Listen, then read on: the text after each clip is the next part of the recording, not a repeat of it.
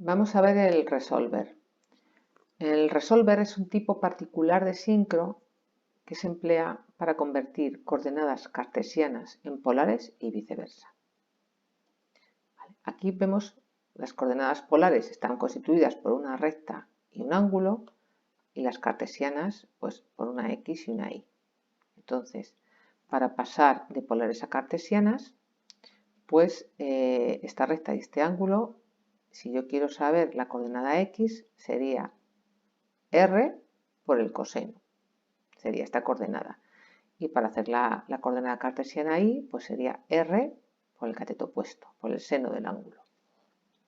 ¿Vale? Para hacerlo a la inversa, si quiero calcular la R y el ángulo, pues la recta a partir de las cartesianas sería, utilizando el teorema de Pitágoras, la raíz cuadrada de la suma de los cuadrados de los catetos, ¿vale? La raíz cuadrada de x al cuadrado más y al cuadrado. Y para hallar alfa, pues sé que la tangente de alfa es el cateto opuesto, el seno, partido por el cateto adyacente, coseno. Por lo tanto, alfa será el arco cuya tangente es y partido por x.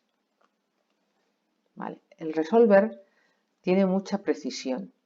Se usa para determinar la posición absoluta de ejes, por ejemplo, en sistemas de cabeceo y alabeo de aeronaves. Para hacer estas conversiones, el resolver se basa en que la inducción mutua entre dos bobinas depende del coseno del ángulo que éstas formen. ¿Vale? De esta manera, la tensión inducida en la bobina de secundario de un transformador depende, además de la relación de espiras entre primario y de secundario, del coseno que formen la bobina del primario con la de secundario. Ya hemos visto que cuando las dos bobinas están paralelas, la inducción mutua es máxima. Entonces aquí la tensión de salida del secundario será la tensión de entrada del primario por el coseno de 0 en este caso. Como el coseno de 0 es 1, pues es cuando la inducción mutua es máxima. Aquí vemos que entra este voltaje de entrada y exactamente sale el mismo de salida, porque en este caso tienen el mismo número de espiras primario y secundario. Si empieza a girar esta bobina y se pone a 45 grados una respecto de la otra, pues el voltaje de salida del secundario es el voltaje de entrada del primario por el coseno de 45.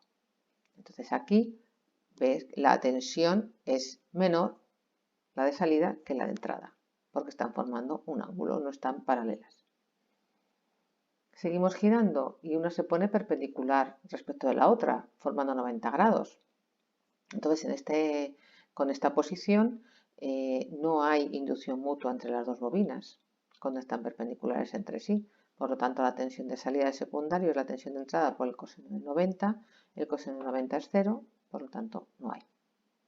Si sigue girando, ya empiezan a formar 135 grados.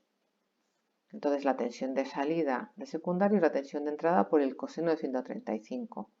El coseno de 135 es igual que el de 45, pero con un signo negativo, con lo cual vemos que la tensión va a ser menor porque están formando este ángulo y además está invertida la señal. Si aquí empieza positiva, aquí empieza negativa. ¿Vale? El valor de tensión es igual que cuando forman 45 grados, pero es invertida. Y en el caso de 180 grados, pues vemos que la tensión de salida, la de entrada por el coseno de 180, pasa igual que con el de 0. Aquí la inducción mutua es máxima porque están paralelas, pero la señal sale invertida porque el coseno de 180 sería menos 1, aunque la tensión es máxima, es la misma, pero sale invertida. La tensión inducida en el secundario de un transformador depende de la posición relativa de las dos bobinas. Vale, entonces el resolver está compuesto por dos bobinas en el estator y dos bobinas en el rotor. Dos en el estator formando 90 grados entre sí y dos en el rotor formando 90 grados entre sí. Estas cuatro bobinas tienen todas el mismo número de espiras. Aquí tenemos el símbolo, la simbología eléctrica.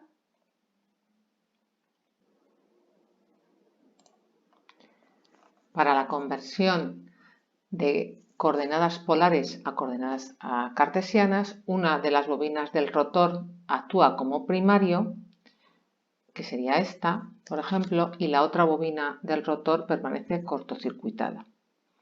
Vale, entonces se produce un giro y en función de lo que gira esta bobina del rotor, se induce una tensión en los bobinados de estator S12 y S34 en función del giro que se ha producido aquí. Entonces, la tensión inducida en el secundario 1,2 será la tensión del bobinado del rotor que hace de primario 1,2 por el coseno de Z, que es el ángulo que ha girado. Y la tensión inducida en el bobinado 3,4 del estator será la inducida en el primario del rotor 1,2 por el seno de Z. Pone seno de Z en vez de poner coseno, porque si pusiera coseno tendría que poner coseno de Z más pi medios. Es lo mismo poner coseno de Z más pi medios que seno de Z, ya que estas dos bobinados están a 90 grados. Entonces, esta coordenada, el valor de la tensión en el bobinado del estator 1,2 es el valor, por ejemplo, de la coordenada X cartesiana. Y el valor de la tensión en R3, en 3,4 del estator, ¿vale? Esta sería, por ejemplo, la coordenada Y cartesiana. ¿Vale? Entonces ya tenemos las dos coordenadas. Otra cosa también sería hacer lo inverso, es decir, convertir las coordenadas cartesianas en polares. Para ello tendremos que hallar el módulo de la recta R, que tendría este valor, y el ángulo. Aquí entonces tenemos, si aquí por ejemplo, cuando esto ha girado, se ha inducido en estos bobinados una tensión.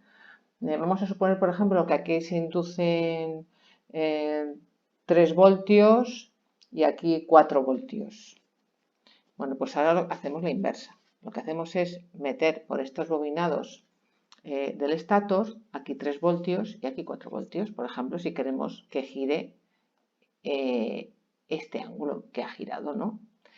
Entonces, esto crea unos campos magnéticos, cada bobinado crea su campo magnético, y este campo magnético hace que se induzca una tensión en este bobinado del rotor. Esa tensión que se induce llega a este comparador, ¿vale? Entonces, dependiendo de la polaridad de entrada al comparador, provoca el giro del motor en uno u otro sentido, hasta que la tensión de entrada en el comparador sea nula. ¿Cuándo es nula esta tensión en el comparador? Pues cuando esta resistencia 1,2 esté perpendicular al campo magnético creado por estos dos bobinados del estator. ¿Vale? Entonces, en estos momentos sabemos que el ángulo que ha girado el rotor es el argumento Z de la coordenada polar y la tensión inducida en la bobina R34 es el módulo. Ya tenemos la conversión hecha.